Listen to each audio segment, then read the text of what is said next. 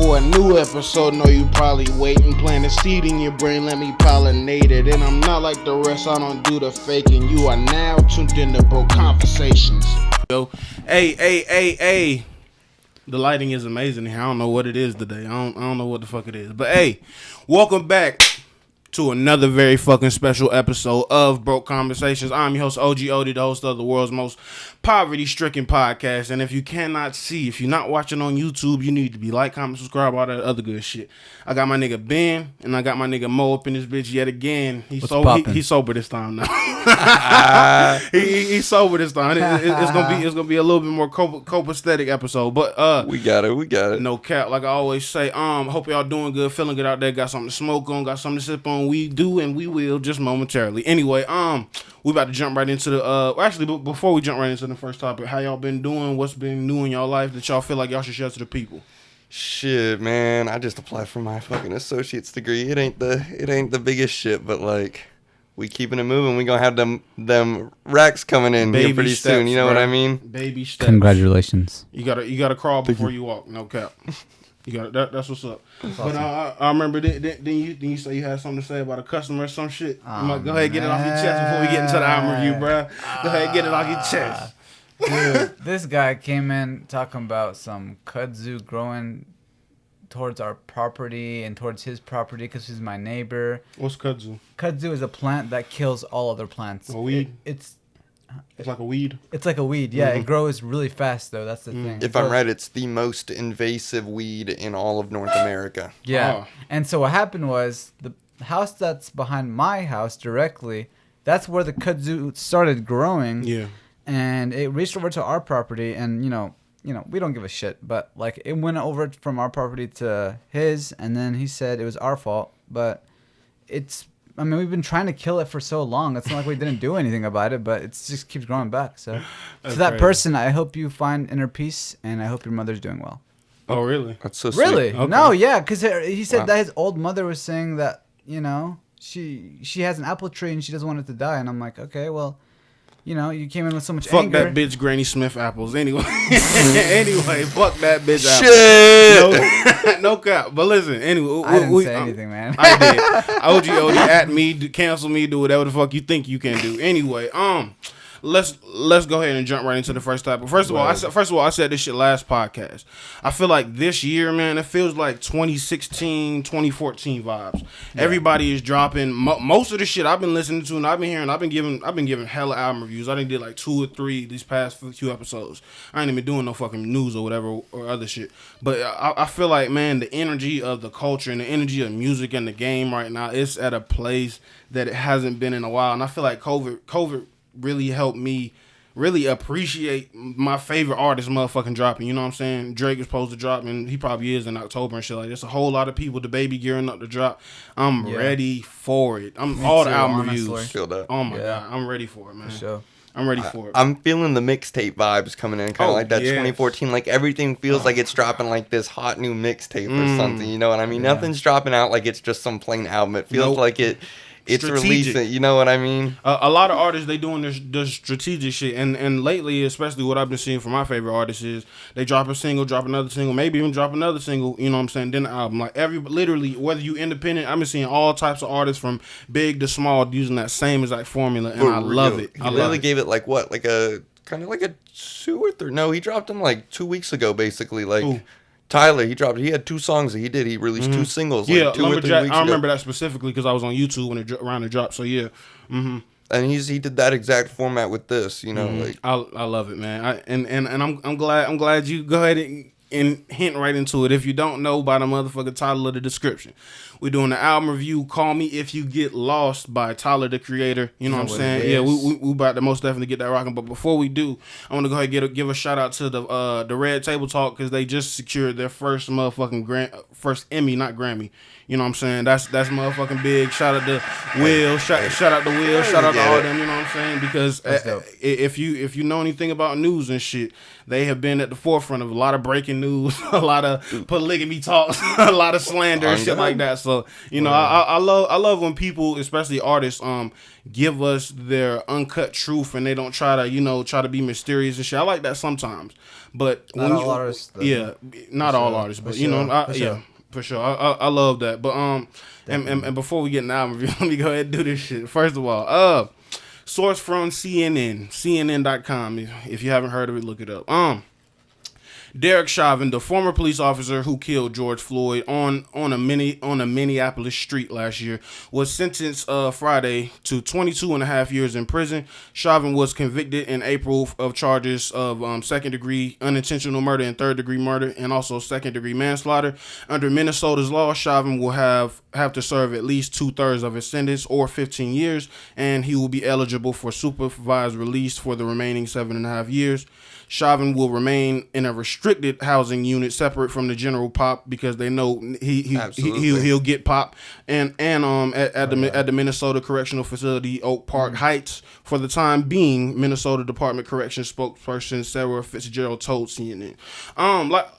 Y'all weren't here when I did a podcast and I covered this whole shit. Him even being, first of all, I said specifically that if he gets any less than 40 or 45 years, we upset. I'm motherfucking upset. Fuck all the bullshit. You know what I'm saying? This is far from fair because like I just read, he only has to serve 2/3 of that shit. You know what I'm saying? It's so many people that done got football numbers for less crimes or their first motherfucking offense. And obviously this wasn't, Derek Chauvin's first motherfucking offense, because he has a record of, malpractice within the police department. A heavy record, a record of over 20 years of him doing things. There were 9, like, basically. What more do you need?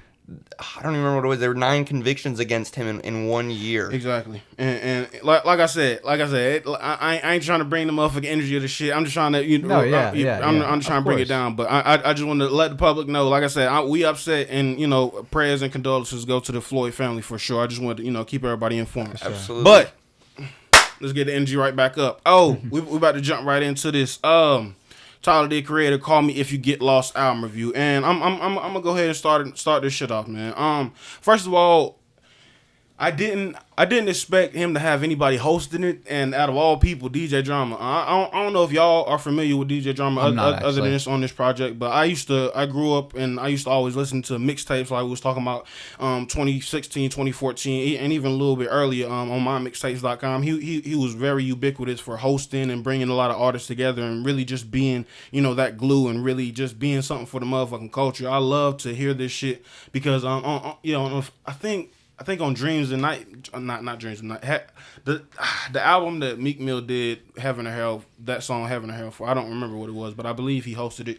And yeah, I feel like I said, especially music coming back now and being in the motherfucking full rotation, I love to see the OGs reach down and be like, hey, Tyler, he coming up, he doing big things. You cannot not notice him. Right. Got a Grammy nominated, you know what I'm saying? I believe he took home a Grammy and shit like that. It's like, yeah, man, it ain't shit you can say, but I love seeing that shit. The higher ups reaching down and, making it easier for the younger acts to flourish. I feel that.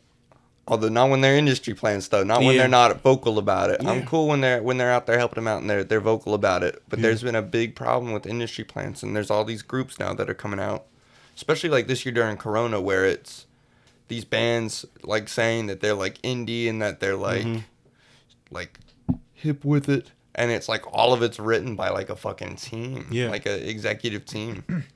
I feel you, but shit. All right, cool. I'm glad you said that. I do understand your argument 100%, but my counter argument to that is, that's what the fuck a pop star is. That's what Rihanna is. You know what I'm saying? Rihanna doesn't write all her music. She has a lot of composers. She didn't work with Ghost. Yeah, she didn't work with Khaled and shit like that. What's the difference? Just because they're getting a head start on it, and Rihanna had to maybe wait until she was a little bit bigger. What's the difference? Well, they were like getting like shit on it first, and even when Rihanna started, Rihanna didn't have ghostwriters. Rihanna actually came from the ground up. The problem is, like, these people are claiming that they're coming from the ground up. That's different. And they're actually not. They're actually planted in by industry, pre-written and all this stuff with these crazy backstories and all this shit. Yeah. Put like groups that are put together and they're all saying like, we've been friends forever and all this stuff.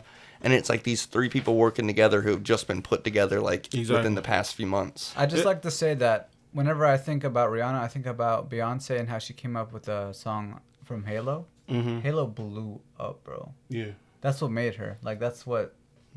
It's more than Halo, though. I know, but she's, like, I think, 1 billion views on YouTube, if I'm not... Yeah. Let me check, actually. Or I could just check it later. But, you know, I think that's a really good song about her. For sure. Yeah, you know, culture shifting, it's a to say the motherfucking song, you know? least. And another thing I liked on this motherfucking album, he started out rapping. As soon as the first beat turned rapping, I love that. Like my introduction and how I fell in love with Tyler's music was Flower Boy and shit like that. And I feel like this was, damn, I guess I ain't even think about it just now. This is kind of like a Flower Boy 2.0, if you ask me. Yeah. I feel like he's most and that's my favorite Tyler. That's my favorite, you know what I'm saying? Like I said, that I've only been really putting a magnifying glass on his projects, the last 3 projects, you know what I'm saying? Igor, Flower Boy, you know, and this one. So, you know what I'm saying? I feel like that I low key wanted a little bit more rap because I feel like it was directly half rap and half singing and half composing and, you know, bringing Brent Fires and, you know, other artists and shit like that. But I love when Tyler gets in his bag because Tyler is an immaculate rapper. He really is. an immaculate rapper. I thought the singing parts were great and actually helped out the rapping parts because there's parts of it where it is very genuinely, and I know it's meant to blend together like song to song to song to song. But that really let me know where it's like trying to move and shift the tone. Like I feel like rap is really hard to indicate tone shift. Like, cause you could be talking about one thing and then like the beat is like very similar with his music. So he doesn't want to move too far away from that, especially with this album where I feel like I was saying to you earlier beforehand, like it's a very personal experience for him. It's supposed to be delving into like a part of his personality. And I feel like it can be very hard not to express yourselves without almost other forms of music in rap without getting too distant from the beat that he was trying to keep with it. I know exactly what you're saying. I agree, and I'm glad you said that because like all the songs when you listen to it front to back, you can't tell when they stop. That's super fucking dope. Like that, and that's something that I didn't realize I would appreciate as much as I do appreciate it. You have to look me at your the first time. It confused me the really first time listening. And then on top of that, he's still making songs that are 7 to 8, 10 minutes that are like cut in half. Like he what's it? Sorry, I thought you wanted to dance. And that one. Right. That's stuff they used to do. I don't know why I can't remember right now. Oh my god. But like 911, that's shit he used to do with 911 on the last album. That was my favorite song. The transition on Flower Boy. Favorite, most definitely. But oh my god. Yeah. Okay, I was just gonna say I definitely think whenever I used to listen to Tyler, I never really understood his character that well, but when I listen to, you know, Call Me If You Get Lost, I feel like I understand him as an artist and a person, like his personality more, like Ben was saying about him expressing himself more in this album. So I'm just like I really like this album. Well, and it's been really interesting for me watching Tyler grow as an artist, not just as a musician, because I didn't learn about Tyler through his music. I learned about Tyler through Loiter Squad, which he was doing on Adult Swim when I was like fucking this high. You know, I was still up on there staying up late at night watching that shit. And ever since then, like I've thought the motherfucker was funny. And then he pulls out this and he starts talking about his life and he starts talking about his maturing and his problems and the problems that like fame has given him. And everyone's talked about that, the problems fame gives you. It's real. But his touch on it this time is different because it's not just fame. It's about the fact of when do you have to mature past it? When do you have to say, all right, it's time to stop partying every night? Because we all have that day in our lives. Hell yeah. Everyone has an opportunity to go out and party every night, and they all have to decide when is it time to like kind of focus on myself and not let myself fall apart. Yeah. And you can watch him like build up that kind of confidence. I feel like for sure, very motherfucking vividly. I think something you said about Igor and shit was it had a lot of nuance and shit like that. Well, all right, I'm gonna go ahead and give you the floor. What did you think that was the purpose or the meaning behind Igor? Because that was interesting to me. Igor is almost like a reflection of how everyone keeps using him. It's when people bring up Tyler's name, it's like he's this funky, just weird, you know, people have always got to bring up that he's gay. They've always got to bring up like the weird shit that he's done. And I honestly get it to a degree that when everyone brings up all the crazy shit you've done, they forget how like that you have other parts of your personality where you can be kind and loving and like daring and shit. And you know, it's so simple, but it's like when people only focus on one part of Tyler, I think it makes Tyler feel split. Mm-hmm. Like the album. Like the album, like low-key, like Igor. Igor is such a flip from him. I think it's supposed to show like him, like almost like the cracks within him that some people have given him, but that he's human too. You know, he's having to develop over these problems on his own. And so by giving, you know, being given all this fame, especially like so long ago, it's taken over him. It's consumed him at times. Yeah. And he gets these fancy names, especially in this album with like the Baudelaire meaning. With the way that he's kind of like, to me, like Baudelaire is, like I was saying beforehand, also it has two meanings. You know, Baudelaire is a French poet, but it's also like the name of those fucking rich ass kids on Lemony Snippet. And no matter how you want to see it, it's like kind of like him trying to express that like he wishes like he didn't have to always be like this hard ass motherfucker or always have to express how he really feels. Even maybe sometimes man just wants to chill, and it's like he's always having to be expected to give the best. That's what fame is, though.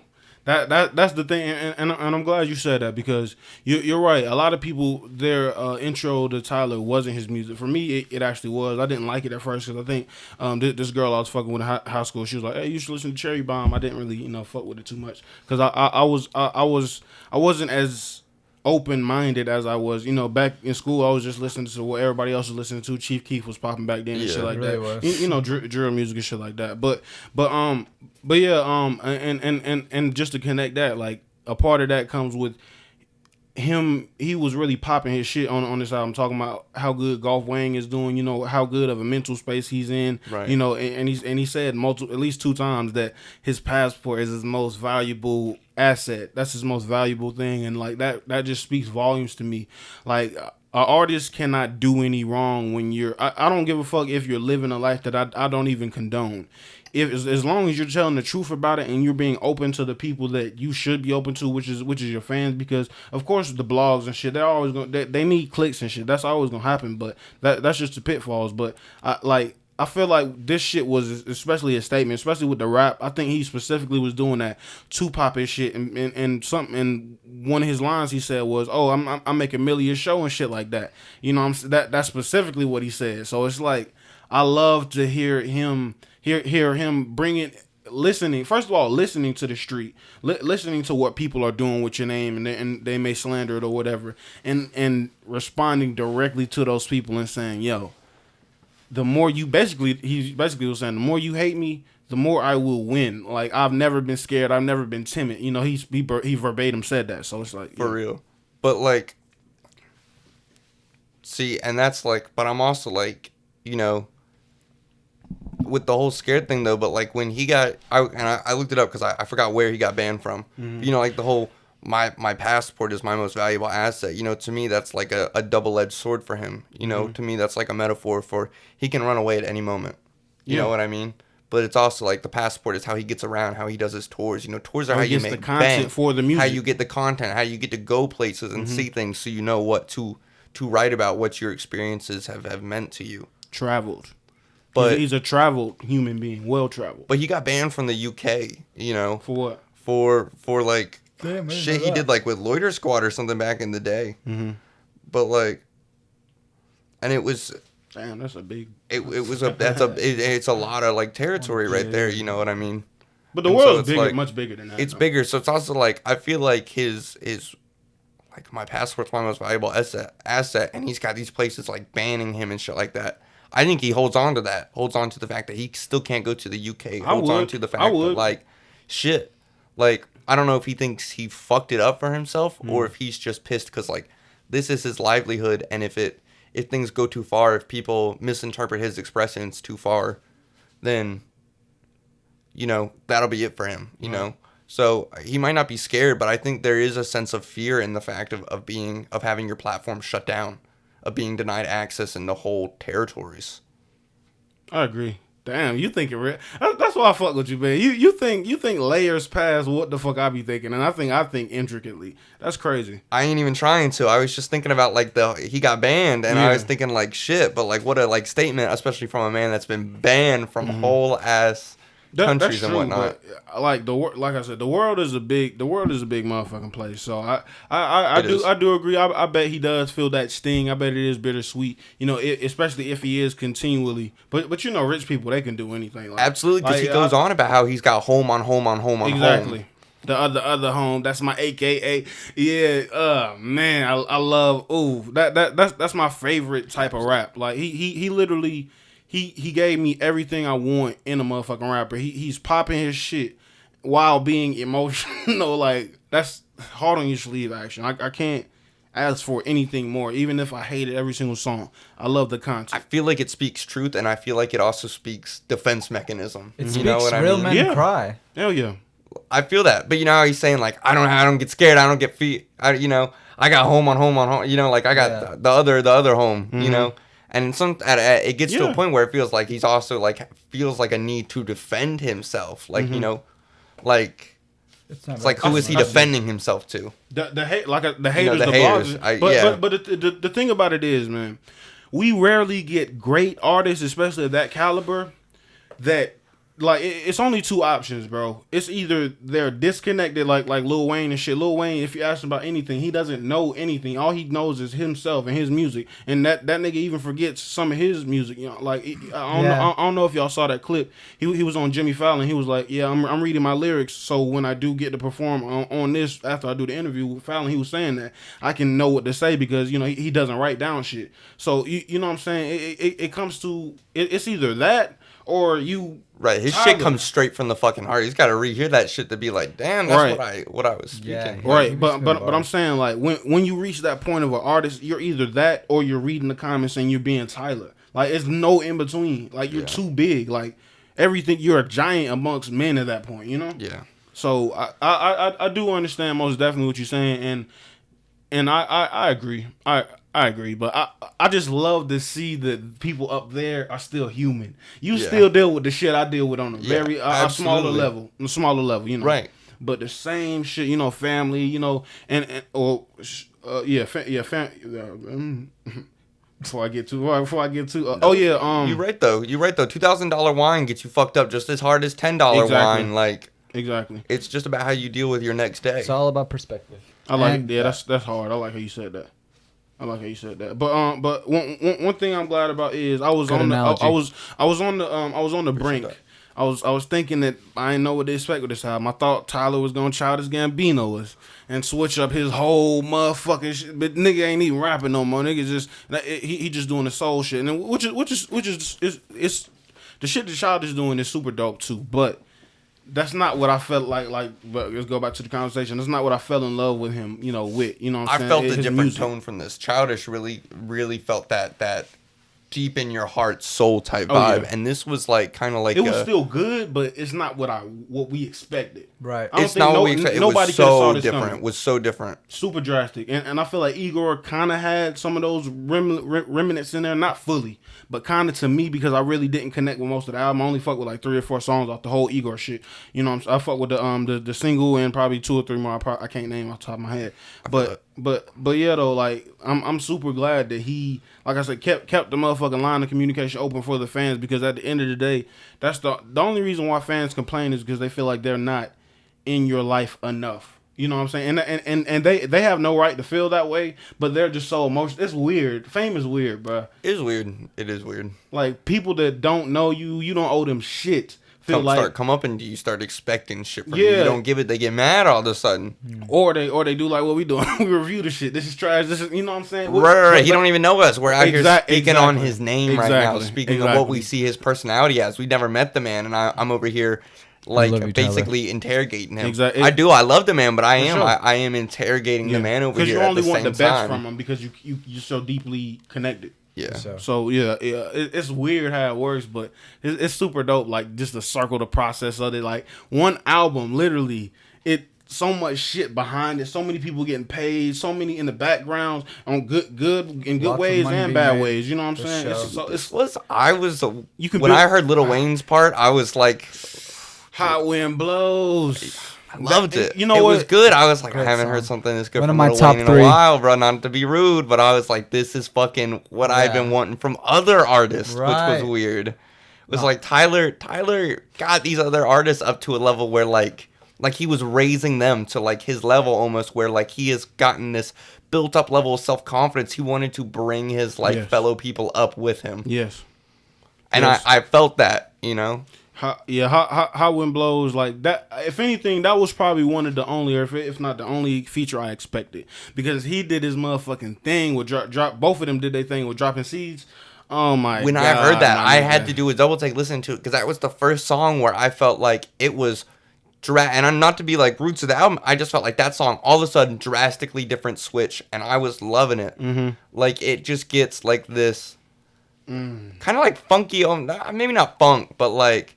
It just gets like hype. It's hype with it. For sure. I didn't mean to say funk, but it gets hype with it. Mm-hmm. Hey, but what do you say was your top 3? My top 3? Dude, I've got my top 3. I got mine right here too. Hot Wind Blows is... It's at like a competition with like Sweet and I Thought You Wanted To. It's like that one was good. I know it's 2 songs, but I gotta let that just be like one like just powerful piece on itself, because he could have separated them if he wanted to. I like it, but he let it be one. I like one thing. I like the simplicity of Sweet. That was just a simple, sweet love, no pun intended, sweet love song. You know.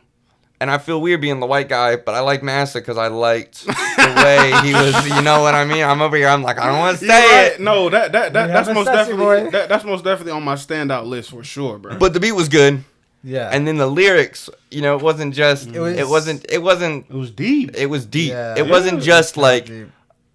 You know, like the name actually doesn't give into like I guess what I would have thought like the song was gonna be about. Master couldn't catch me, legs long like a bitch. Yeah. Yeah. That's what stood out for me in that fucking song. And it hit me deep though, you know, and I was just like, damn. But then he gets into himself, and it's like the whole project like feels fucking vintage. You know what I'm saying? It don't sound really like it's crazy how he's got a knack for making timeless classic music. But I like that it sounds vintage, because like right there, exactly, it's timeless. It's classic. It feels like it's had all this time put into it. Like it's been being worked on for a long time. Every keyboard, every vocal, every background. Brent Faiyaz, like, ugh. Didn't Mama Talk make you guys feel like you kind of peeked into what Tyler used to deal with as a kid? Like for me, whenever I heard his Mama mom's Talk, going all the time. I used to beat up teachers, beat everybody. Beating the kids. That one was funny. That was only like a funny kind of like once again switching the mood. He has to get other things, not just the rap. He has to use other features within the album to switch the mood up, and then he pulls you back. At first, I was obviously like.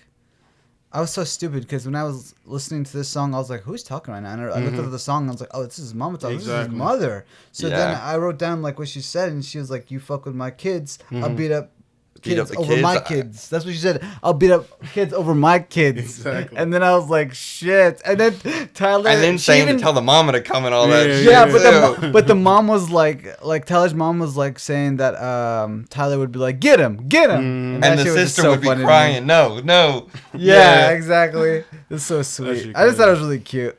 It gives you an introspective into his life, and it's directly, and it's trying to me that put like, damn, that would almost like, you know, even if you were going like, yeah, you might look back on that and be like, fuck, you know, that's how I was acting. Exactly. You know? Yeah, for sure. Because I kind of cringed a little bit, because that's not what you want your mother to do. To act. I cringe. I felt cringe for the man, because I was like, if my mom was acting like that, I'd be standing there like, no, don't be doing me like that. But when you're a kid, you can't do shit. Exactly. You can't do shit. Yeah, but that's what happened. Another point I really appreciated was he was dropping a lot of jewels, giving away a lot of life advice, and the shit that he's seen and shit that he's at peace with. I feel like this whole podcast was really built like upon that foundation. I just want to give people that may not have the knowledge some knowledge so they can make better decisions than I could have when I didn't have it. You know what I'm saying? I feel that. And I take that obviously in every aspect of life, like listening to music, making music, and shit like that. So yeah, man. I feel like that's why he brought up that Mama Talks, and I think that's what you're referencing in the fact that like. Is that, that might not have been the right thing to do back in the day. And looking back, it's like, it's cringy, bro. It's like, fuck. And even he's going like, yeah, mom. Yeah. It's like, fuck. But like, I acted like that. She acted like that. Yeah. Go for it, mom. My bad. You're good, bro. I was just going to say, for a kid, it would definitely change perspective if your mother starts acting like that. Yeah. In certain Right. That's very masculine. Yeah, It'll definitely make you look back. It made me feel bad for him to a degree. Yeah. And it's like, he doesn't even need me to feel bad for him. No. But it's like, once again, it's one of those moments where it shows you that we're all human and we all have these things that we have to deal with where we might not even known they were wrong at first. Things that happened to us that we were just like, yeah. Looking back on, we wish had never happened. Speaking of, I'm glad you said that. I'm about to tell myself, well, fuck it. I remember one time, I used to live in Ador and shit, and I just got like a pellet gun, a plastic though, it wasn't metal. Oh boy. Yeah. Bruh, listen. I got a pellet gun. My friend also had one, so we were just going around shooting trees and shit like that. We got bored. Yeah. And he was like, "Hey, I got us a target we can shoot," and he led us to his backyard and shit like that. He opened a little door. It was a little shed type thing for a water system, whatever. Right. And it was baby birds in that. No. We sprayed that bitch. Was it a water? No, it was a pellet gun. Yeah, it was. But we was shooting the head. It was baby like chicks. They didn't even have feathers. We was murking them niggas like it was fucked. No, it was fucked up. I'm not proud of it. But bruh. He's not proud of it though. The fact that you can say that is funny because it's like holy he's shit. Confessing on the podcast. As kids, we do fucked up shit, and it's. Man. I shot but at it's a the fact that you know it's wrong. I mean, that says you wouldn't do it today. No, I mean, never. Like I felt bad immediately after. I was like, oh my god. I was getting theological with Mary earlier because when people learn, do they deserve to be punished anymore for their wrongdoings? Right. When they say, like, I don't think you do that again. But there's no way of confirming that somebody's learned or they don't give a fuck about the repercussion of doing it again. So yeah. You know what I'm saying? And that's a hard truth.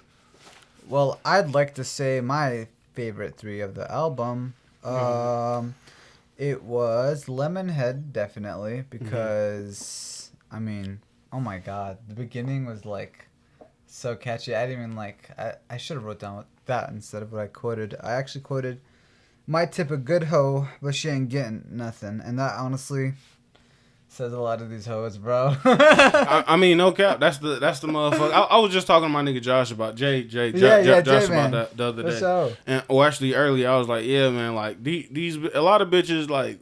Or people in general, but especially bitches, they get it fucked up. They think just because you're supplying dick or whatever, like that you belong to them, but that's not the case because, like I said, I got a lot of. Say, don't I know that situation, Muhammad? Muhammad's over there probably like right, like a lot of bitches don't. Yeah, a lot of bitches don't supply shit, but just pussy. It's like no, I want you to have your own life. I shouldn't be your whole life. You should have some hobbies like I have. This is a hobby. This is what shit I'm gonna. It's such a recurring situation that you just brought that up. Money. I had that exact fucking situation. I feel that exact pain. I didn't even mean to cut you off, but it's like yes, go crazy. It's like yes, bro. It's the idea that they're over there, and it's like you could have broken up, and they come back with a dick, and then they start coming back. Then again, they start smoking your weed some more. Yep. They start leaving their shit at your crib some more. They get comfortable. They get comfortable. And that's not okay. They get comfortable without but it's a thing of like just getting comfortable without ever like discussing it. And it's up to either person, I guess, to discuss it too is the other thing. I feel like I gotta really be super stern with these bitches. I gotta let them know up front. Like I'm not a nigga that's about to lie to you at all. You know what I'm saying? I gotta let you know what it is up front, what I'm gonna allow, what I'm not. Because if you don't, you give a bitch an inch, she gonna take a mile, then she gonna think she deserve a keys to the house and shit like that. It's smaller shit, build up to big shit. You know what I'm saying? And the thing how we can protect ourselves is just keep it 100 with these bitches and don't try to deceive and just be straight up. Be straight up. Let put these bitches in their place for real. You know what I'm saying? We not equals. That's not how a successful relationship. You know, it's not. Like, it may sound crazy, but that's a successful relationship. We're not motherfucking equals. You know what I'm saying? Not if you guys aren't equals. If you guys have to accept what you guys do, and I think that you can be equals without having every moment have to be fully equal. Right. You know what I mean? Some things can be for one person, some things can be for the other person. Yeah. You know what I mean? I think sometimes we worry too much about being equals when we should be worrying about are both people getting what they need? Catering to the person you claim to love. Do you get everything that you need out of this? Why they're worried about being equals before they're even fully happy with everything. Bitch, I shouldn't have to beg you to suck my dick. So with that being said, what's your name? Was number 2. Yeah. And I quoted for that. So he's going right to it. Okay. Yeah. What was the first one? All right. Let me head. What's your name? Okay. What's your name? And I liked. I did not expect the NBA YoungBoy to come on and then keep the same vibe. Amazing. I know, amazing. Man. It's basically Now, when I first started listening to this album, this is the first time I heard "Call Me When You Get Lost," and I quoted that. That was the first time I heard it in the album. So when I heard that, I wrote it down for this song, but I didn't realize in a few other songs it does the same thing, that uses that same verse, and that's just like the album, like the title of the album. The title of the "Call Me." Yeah. But I didn't realize that. But when I did it, I was like, "Oh shit, that's pretty cool." But I didn't change what I wrote, obviously, because I wrote down how I felt. So was that 3? That was 2. Okay. Number 3, I'm so sorry. It's actually Hot One Blows. Obviously. Yeah, obviously, bro. Yeah. Are you fucking kidding me? Retarded, bro. Well, like, you get through the first couple songs, and by like the third song, you're like, and then switches to Hot One Blows. Yeah, and you're like, mm-hmm. He amazing. Yeah, check mark. Yeah, for sure. That's literally what I have here. Amazing, and then check mark. Let me go ahead and get my 3. My top 3. I'm gonna go with Wilshire was my favorite song because he that song was exactly 8 minutes and 35 seconds. A lot of artists don't have the balls to write that nigga for that song to be that long. It had to be like fucking 6 verses on that bitch. Like no, like for me to like, cause I just wrote a song a little while ago that's 4 minute long. And it got 3 verses and 2 hooks. Yeah. Oh my God. That's immaculate. Like and it's shit like that. Even if you got instrumentalization going on in there, like that is still writing. That's you know what I mean? Retarded. That's retarded. Like and whether he wrote it or not, because I feel like he's getting super comfortable just with this shit. I wouldn't be surprised if he made a few of these songs just hopping in the motherfucking studio without nothing, just the vibe in his mind. I feel like he's really that type of person. That's how it is, and that's how like real gold comes out. Like the more I read about like Eminem and like Eminem ain't even like the hottest shit right now, but when he was making shit like. Back in the day, like his new shit's alright. He would hop in the studio and he would just. That's how his shit would come out. It was like within the first 5-10 minutes of the studio. Anything else, though, he might have started coming out shit. He started getting tired. He started like getting angry with it. It was those first 5 to 10 minutes where you're like feeling bliss with it. How many times you think he recorded Rap God like over and over and like just to get it right? Nigga, what? Nah, and that's why I respect speed rap and shit like that. Jordan Lucas really got the torch right now when it comes to speed rapping, and he's killing that shit. And the pop shit like that, he got the torch. But it's just I'm not a fan of that too much in my music personally, but I respect it. It's like it's an art form. So yeah. But how you feel about that British fast rap? That thing goes thing go I ain't gonna lie. Most UK songs that ain't parodies, I fucking love. I love all UK drill, bro. Oh my God. It's crazy that we made the genre. Because you were talking about drill earlier, and that's why I was asking that. Yeah. You know what I mean? And it's crazy that we made the genre over here in America. They perfected it. What the fuck? Right. Like it sounds their accent and their slang is. Oh my God, that shit is crazy. It's pretty. That shit, it's pretty. It really is. It's crazy how their slang works, because their slang, a lot of that slang has actually been around a lot longer than some of ours too, and they're like bringing back words, and we do that with some of it, but a lot of our slang now is new words. They're bringing in all this like, shit. But lollipop gone done shit. A part of that though is like just ethnic enclaves being in the United States and shit like that, and it's very common to find true like or people that came from another country that can't speak English and they won't even try. You know what I'm saying? Because in America we have that structure where you can stay over here, I can stay over here. But and we it all can together. work out, right? Yeah. You have to find the right area, but it can work out. Yeah, real shit. But before I forget, what I say? Wilshire is my number one. Number two. Hold up. Y'all don't understand. Bitch so fresh that you can see the sand. All right, I ain't gonna lie. I really do like Juggernaut, so I think I might have to go with Juggernaut because I didn't expect Little Uzi Vert to ever be on the song with Tyler the Creator, and it was so crazy how the beat was made. The beat didn't switch up, and it sounded like a song that both of them would be on. That's Tyler like. And that goes with all the other features. He got a feature with 42 Doug, and I like it. I didn't think I would like it because I normally don't like 42 Doug. He gets them like on his level so perfectly that it's in sync. And the way that it goes from song to song, I even got, and maybe this probably makes it a little bit better for me too, is I got the Spotify like song mix on there, where it cuts out like 3 seconds from each song and kind of pushes them together. Oh yeah, I know what you're talking about. Yeah. And it really made those songs like melt together, and it sounds so clean. Sounds like the producer did that on purpose. And awesome. DJ Drama didn't talk too much over the shit. He wasn't too much because a lot of albums that like I said, I'm more familiar with DJ Drama than y'all are. But a lot of albums he intro every single one of them and then talk on the end. That's a lot. But he did it perfectly. It wasn't annoying. Got paid. Dude, for real.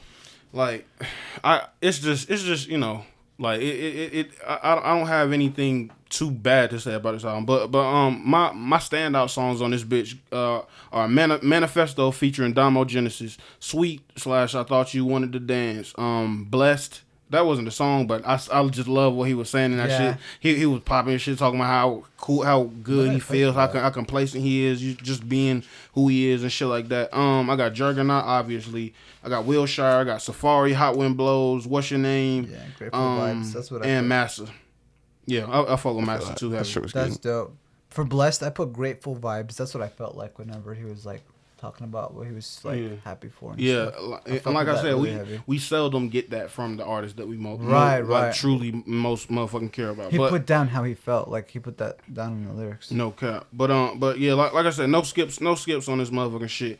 16 songs, almost an hour, 52 minutes, 50 seconds to be exact. You know what I'm saying? It's long. And it's long, but it didn't drag on because I don't know if you heard the Culture 3 album all the way through.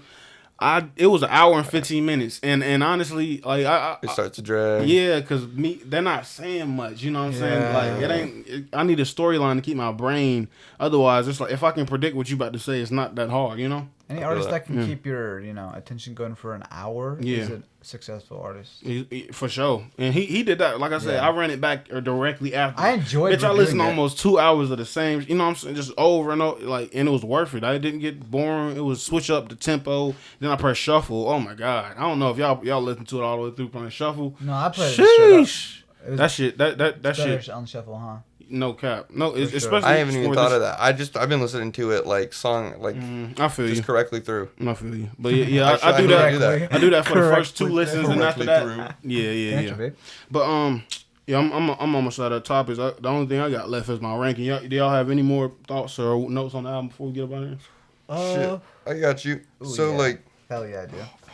I got so many things I wrote down. Sir Baudelaire. And I didn't even think of that because it starts out with Sir Baudelaire. Mm-hmm. And I'm almost thinking like it's not about that dumbass kids movie. I don't know why I was thinking about like that though. Tyler is deep like that. It's Sir Baudelaire. Mm-hmm. You know what I mean with that first song? I mean I'm really feeling that deep introspection. I feel like he is supposed to be referencing that French poet guy, and I feel like it's supposed to be like almost like a metaphor for the fact that like this shit's about to get deep, and that's why it's Baudelaire on the little license. You get like a little cut of that. The Sir Baudelaire is the first song. It's like that piece of the pie to tell you like we about to get into it because he gets into it. He immediately didn't waste no time. I really feel like this is him taking pieces of himself and just slapping that shit down and not like letting it get jumbled up, not letting too many emotions get involved. But he keeps it as this one singular thought, works with it, and then he lets it move on. And I feel like that's where the maturity comes into it when it's such like a heavy beat. You know what I mean? Because there's moments of it where it's just so like harsh, low key. I was listening to it in the car and I was like, shit, it's hard to hear. It's like the beat overcome his voice. Right. I noticed that too. I listened to it on this speaker. Yeah, I was listening. I was like, what the fuck? Why is it? But I think that's purposeful. I think he wants the people that's listening to it to really that's weird as fuck though. Bitch, we already about to listen to it. But why? Exactly. Okay, But you gotta. It's like it's to fuck with you. It's to make you like be conscious with it. It's crazy because I got a song that kind of sound like that, and I don't like it because I want my voice to sound pristine and clear. But maybe I should keep it like that. I don't know. I think so because it lets the people focus and work with it. And I think it might be different, but that just means it might need something a little different. Might need a little bit of extra help or something. Yeah, that song You know was what I mean? a To pull little it. violent. Like I listened to. That's the word. No, but it listen gets to me. violent, and I think it's supposed to be like expressing feel. Like I feel like he goes through feelings with these. But when I listened to this song the first time, I was like, okay, it's a summer vibey, nice, cool, chill song. But when I listened to it the second time, I noticed that he said, "Don't want that shit to blow like Osama shoe," and I was like, yeah, this is like a mixed type feeling song, like summertime, but. You don't want that shit. You know what I mean? Like it was. He doesn't want it to blow up in his face. Yeah, right. Yeah. That's resembling something. That's what I thought. That's why I put it down on a piece of paper. It feels like he's very genuinely having to work. Like this album is very much him. Like almost written in a way. Fuck, man, I cannot word. You know what I mean? But I feel like it's expressing him trying to. Like move through when like acceptance, you know, like the 7 layers type shit. Yeah, that's what I'm trying to bring up. And I feel like this is supposed to be like almost like a reference to that shit where he is moving through it, like really getting deep, really driving to express like how he got here. And I don't think he's always happy that he's here. I don't either, but. He's happy about the money, obviously. Absolutely, which is super dope. But he gets his mom on the track. You know, sometimes maybe he's only happy because other people are happy too. Possibly, you know? Or the people you care about. Because he said that on a lot of songs. Like, I got all these houses and cars, but it don't matter if ain't nobody in it. Or you know what I'm talking about? Right. It's all about trying to have people be there and people see it. It's not just about people seeing it or just people being there. It's about both. You know, like when you get to that level of fame, you always need someone like. Watching your back, it feels like you just get so anxious. You get so like people are always there. You don't want to be alone anymore because you haven't been alone in so long. You need a support group to be super successful and wealthy. You know all the other shit. We need that. But before I forget, like I said, his heart was most definitely on his sleeve and his shit. Oh yeah. And it seemed like he's like I said, he super addressed the rumors and shit. And you know, a lot of people they thought him and Jaden were growing up, thought he was like you said, thought he was gay this whole time. And he finally said, "Hey, I forget what he said verbatim, but he said basically, I've always had my pick of men and women, you know, whatever and shit like that." And I thought that was super motherfucking dope because especially him. This isn't him coming out, but a lot of sexuality, especially from gay people, it's fucking annoying because they every second they want to show you that they're flamboyant and gay. Like, bruh, you can be you, I can be me. I don't have to tell you that I like bitches every 20 seconds because a lot of people they use it just as a marketing tool, you know, rather than them expressing. I bet themselves. he got fucking annoyed having people come on his ass because he has flamboyant moments, and so then people started going, "He's gay, he's gay, he's gay." To a point where everyone thought he was gay. Yeah. And then he comes out and he's like, y'all ain't even fucking right. I'm bisexual. You know, and half right. Y'all half right because he does. He also has his hard moments. And what do people focus on? The flamboyant moments. And he said that with a y'all ain't shit kind of tone. Yeah. And I don't blame him at all. I mean, because shit, think about it, especially from his perspective. What are pretty annoying. The people that get the most buzz and shit just off saying that? What have they accomplished in their life that doesn't have to do with downing somebody else? And 9 times out of 10, just like you said, a lot of the people that peaked in high school, you know, I've said that in a few of my songs and shit like that, and it's true, man.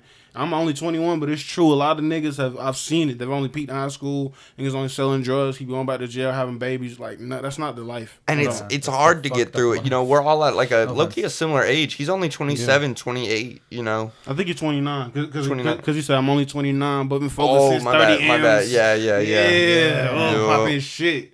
Popping his shit, like, man. It's like, you know, some of those people from high school, you still see them around probably. Oh yeah. Especially Same shit. at 21, you definitely still fucking see those people. And it's like you're really having to move past it because sometimes it can be hard to like watch how much those people fail. It takes into later in your life for you to really realize sometimes that like the people that were always up on someone else's shit don't get far in their own shit. Exactly. How do you guys feel about Corso? It's good. I like that. I liked every song. After the first time I listened to it, I actually heard the lyrics and I was like, none of this shit. I couldn't skip it. Anytime I couldn't skip any song, like literally, like.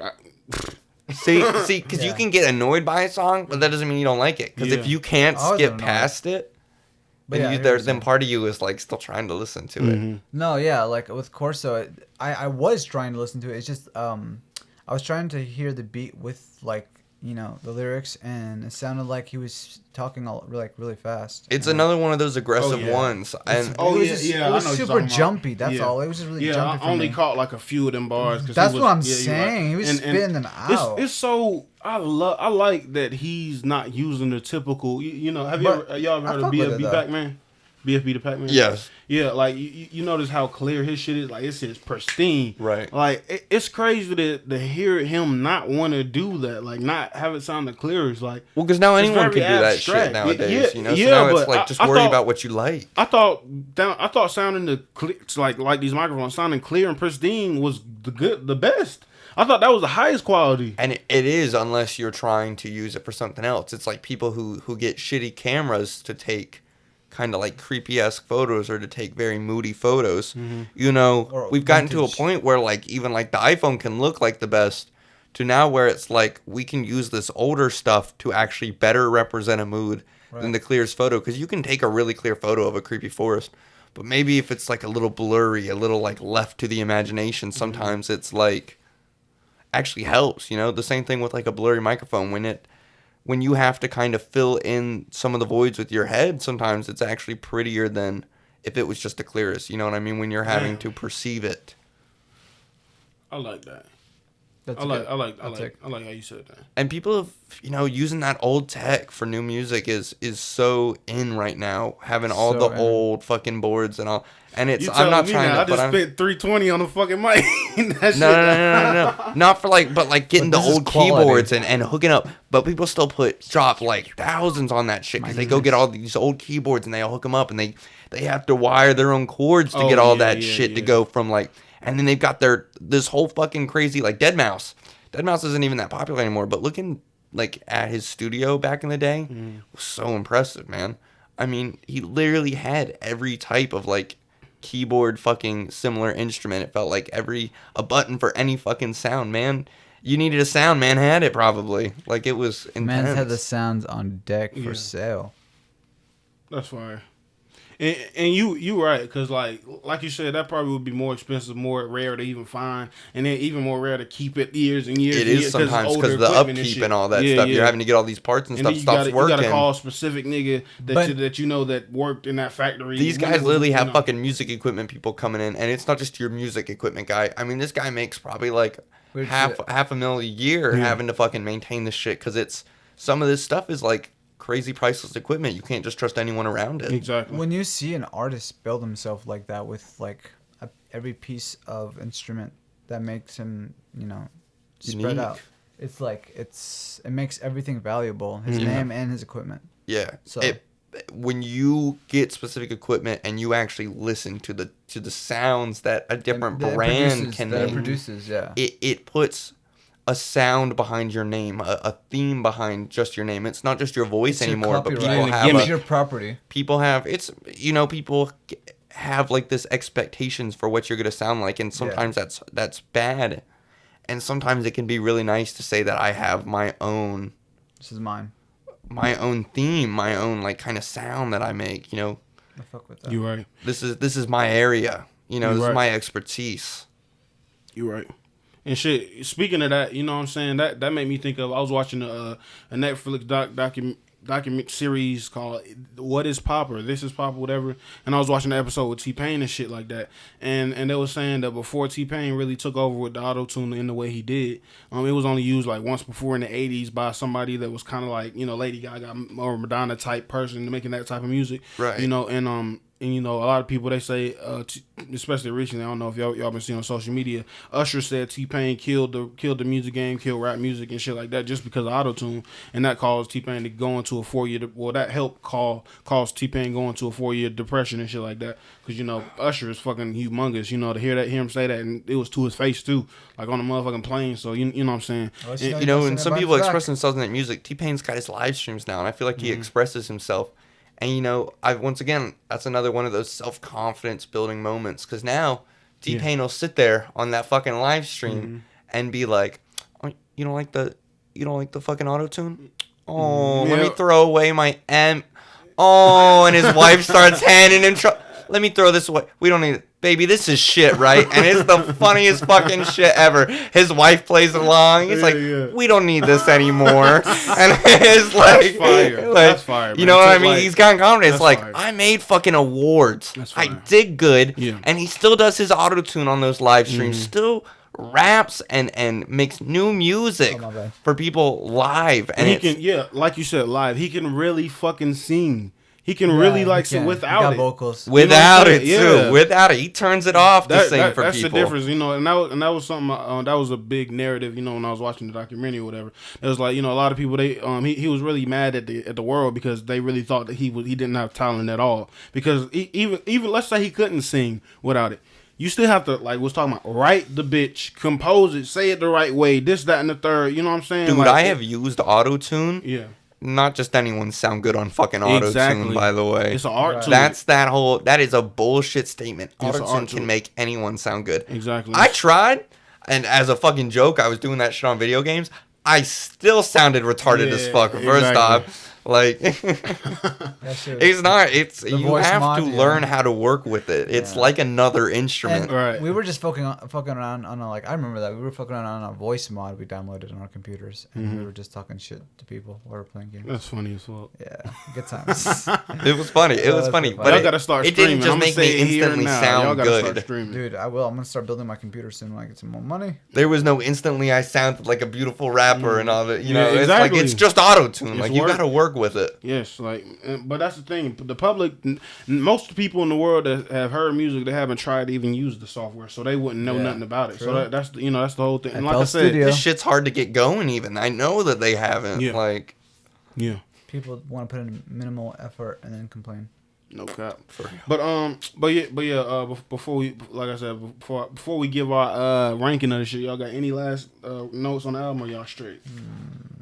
I'm straight. What about you, Mo? Right, cool. I liked Lumberjack.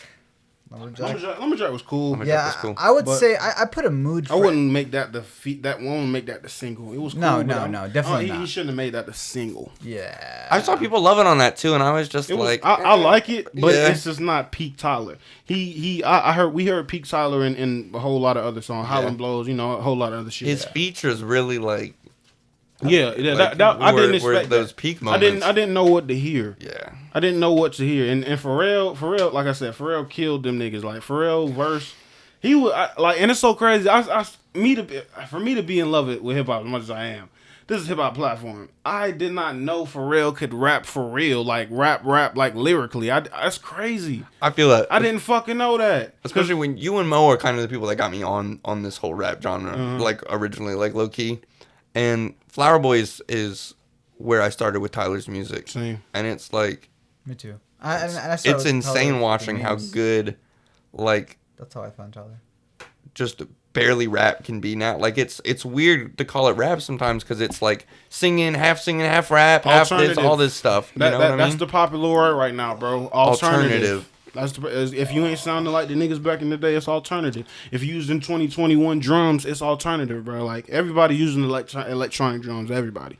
But it's alternative pop rock. It could be the same formula, bro. That's how they do it. That's how they did Lil Nas X. They did them greasy. It's so good though. This one was fucking golden. Especially for people who don't like rap. I feel like this could be a good album to fucking get into it because it's got just these moments where it's like I feel like there's parts where just anyone could like. I don't know. Maybe that's weird. Maybe that's just me not seeing it.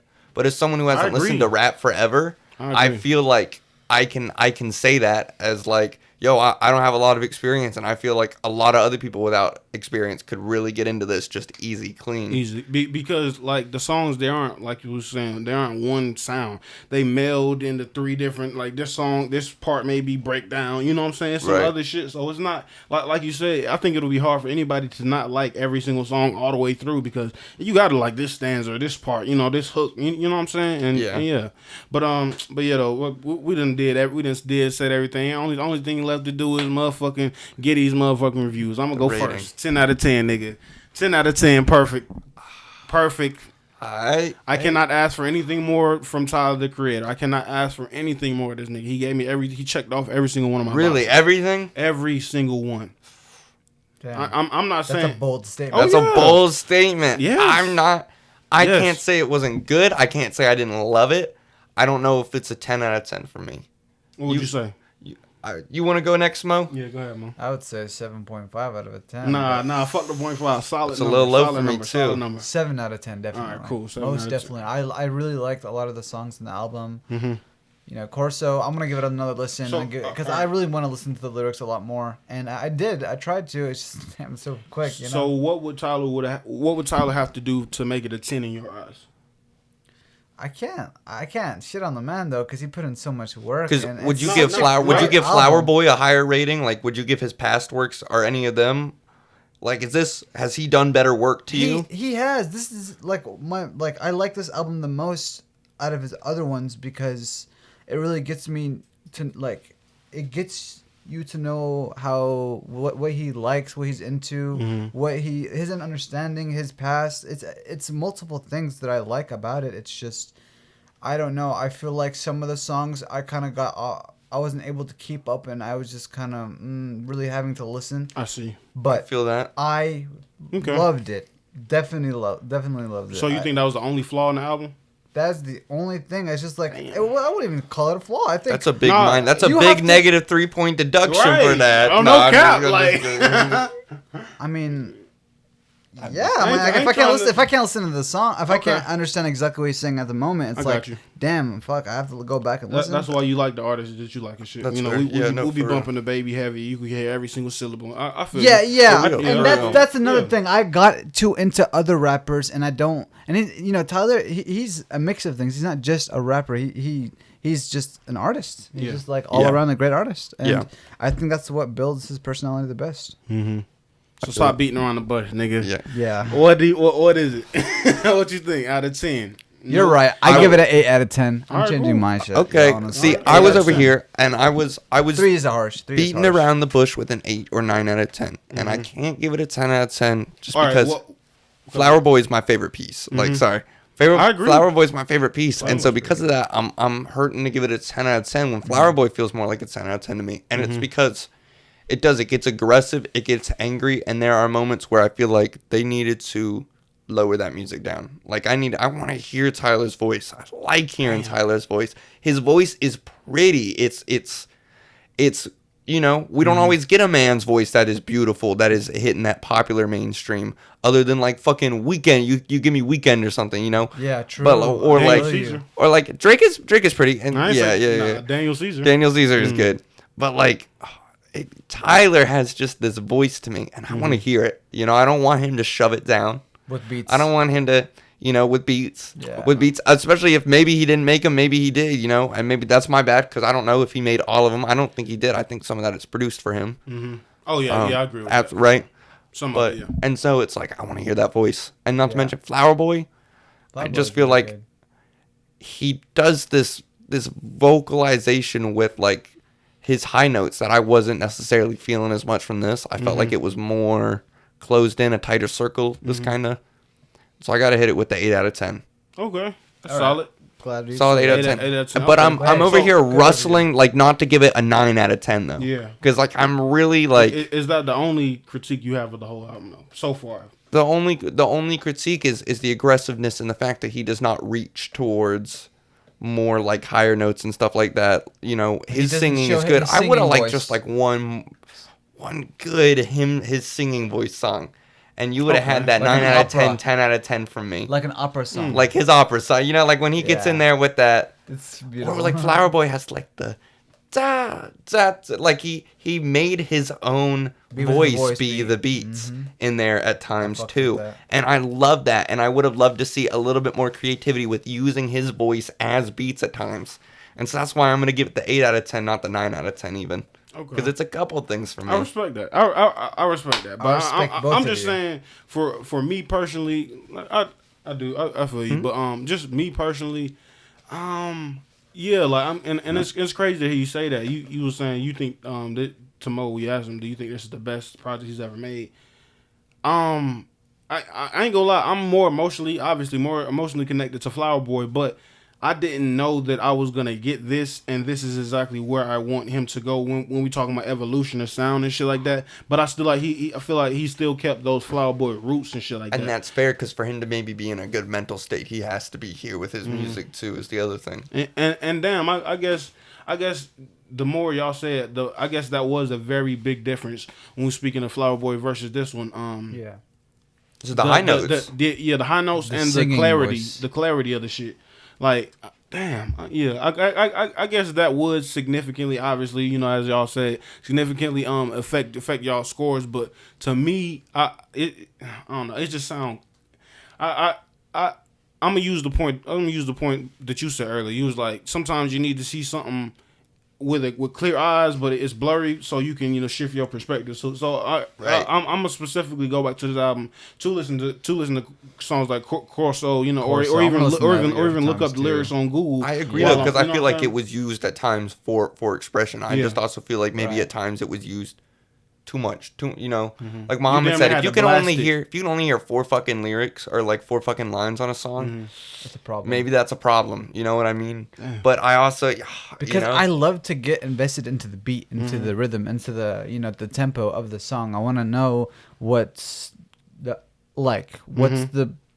meaning of the song, you know. But I don't want to be harsh like it, because I can be a fucking critic too, though. Like, this is straight fucking gas. Straight bars compared to anything else coming out, though. I don't want anyone to get misinterpreting. This is the straight flame of the moment. Nothing else better coming out right now. Like, this is it. This is it. You're not gonna find another album like this. No, not for a while. Not for a while until people start copying him. Right. So I think it's safe to say, from us three, we all motherfucking recommend this shit for sure. Give it a listen. For sure. If you think any of our music critiques, opinions, or whatever make any sense, you know what I'm saying? Go ahead and check it out. If it's above a 5 for me, I recommend it. Like that's how you know. Same. And I was talking to my friend about that earlier. I was like, I consider any album good if I can listen and I really like half the songs. That's a good album. Yeah, that's right. It's a good album. Because not everything is gonna reach you. No. But those 5 songs that, you know, that were good took a lot of effort. So exactly. But as always, man, you this has been another brand new episode of Broke Conversations. I'm your host OG Odie. I got my nigga Mo and Ben. I will be putting their socials in the motherfucking link in the motherfucking description. Shout out to Tyler, the creator, man. We love you, Tyler. Fuck yeah. I appreciate you letting me be here. Yeah, bro. We most definitely gotta do it again. Shout out to Tyler, the creator, man. Go. This has been the album review. Go listen to all that shit. Anyway, treat everybody as you want to be treated. Blah blah blah. Be good. Yep. And we out. Peace. And be nice to your mother. To your mother, bitch. To your mother. I love my mama. I love you, mama. I miss you. I love you, mom. Shout out to my mom. For a new episode, know you probably waiting. Plant a seed in your brain, let me pollinate it. And I'm not like the rest, I don't do the faking. You are now tuned in to Broke Conversations.